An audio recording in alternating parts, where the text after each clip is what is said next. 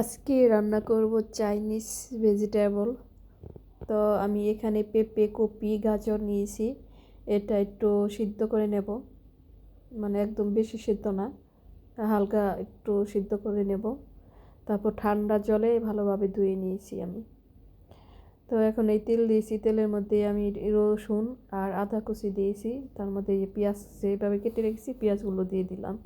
তো এখন দিয়ে দিব মাংস আর চিংড়ি মাছ রেখেছি, দুটো একসাথে দিয়ে দিছি। তো এটা একটু ভেজে নেব। আর ওদিকে সবজিগুলো আমি ঠান্ডা জলে মানে ভালোভাবে ধুয়ে নিয়েছি, যাতে কালারটা ঠিক থাকে, না হলে কালারটা নষ্ট হয়ে যাবে। আর সবজির সাথে একটু লবণও দিয়েছিলাম, আর এখানে মাংসতেও লবণ দিয়ে দিলাম। তো সবজিগুলো দিয়ে দিচ্ছি। আর এখানে ক্যাপসিকাম ছিল, এটা ফ্রিজে রেখেছিলাম। তো এটা এইভাবেই দিলাম। এটা আর সিদ্ধ করি না, এটা সিদ্ধ করতে হবে না, এটা এইভাবেই হয়ে যাবে যেহেতু নরম। আর এই সবজি সিদ্ধ করার যে জলটা ওইটা আমি রেখে দিয়েছি, ওটা আবার এখানে দিয়ে দিব। তো একটু ভালোভাবে কষিয়ে নিই, কষিয়ে নিয়ে তারপর ওই জলটা দিয়ে দিব, সবজি সিদ্ধ জলটা।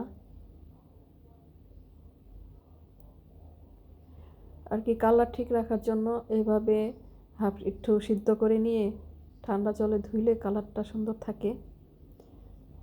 আর ওইভাবে সিদ্ধ করে নিলে ভালো হয় আমার কাছে মনে হয়। আর একসাথে কষাতে গেলে মনে হয় যেন একটু সময় বেশি লাগে।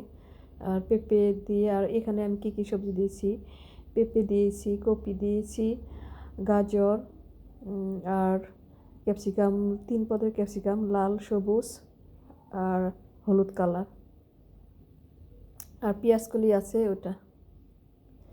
তো এখানে আমি দিয়ে দিলাম কালো গোলমরিচের গুঁড়ো, আর কিচ্ছু দেব না।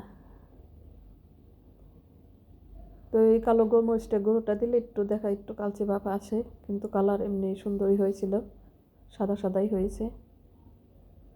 রান্নাটা একদম সহজ, কোনো কঠিন না, খেতেও কিন্তু খুবই ভালো লাগে, মানে অত তেল মশলা কম।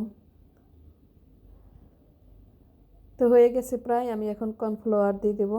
তো কর্নফ্লাওয়ার আমি গুলে রেখেছি, ওটা দিয়ে দেবো। এই রান্নাটা আর কি একটু ফুল আঁচেই রান্না করতে হয়, তাহলে ভালো হয়। দেখা যায় যদি আঁচটা কমে দেওয়া হয় তাহলে সবজি বেশি সিদ্ধ হয়ে যাবে। আমার রান্না করা হয়, মাঝে মধ্যেই রান্না করি। তো এখানে আমি বেশি করে একটু জল নিয়েছি, যেহেতু এটা দেওয়ার পর তাড়াতাড়ি ঘন হয়ে যায়, তার জন্য আমি এই কর্নফ্লাওয়ারটা দিয়েছি। 2 চামচ নিয়েছি আমি। তো হয়ে গেছে গা, এখন আর কিছু দেব না, একটু ঘন হলেই নামিয়ে ফেলবো।